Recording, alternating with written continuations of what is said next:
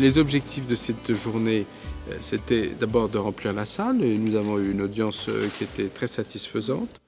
Ensuite, c'était de leur apporter des informations claires, accessibles et de qualité. Et je crois que c'était le cas, et ça, nous sommes très attentifs à avoir des intervenants réputés, mais capables aussi d'être à la portée de leur auditoire. Il y a plein de facteurs qui peuvent modifier, moduler la date d'apparition d'une éventuelle maladie, peut-être même empêcher son apparition. Et c'est ce qu'il nous faut connaître. L'avancée la plus importante, c'est pas facile de répondre à ça.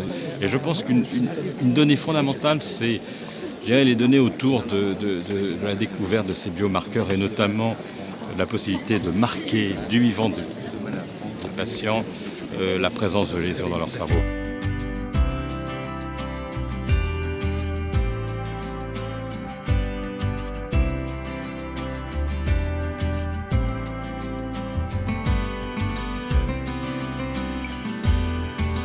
Le problème éthique majeur qui se pose en ce qui concerne les personnes atteintes de maladie d'Alzheimer, c'est véritablement, dans notre pays actuellement, c'est l'accompagnement.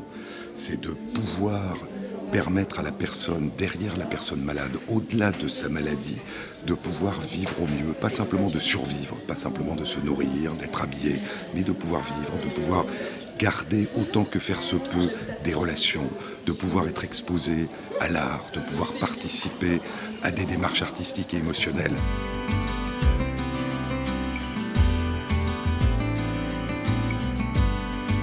C'est très intéressant.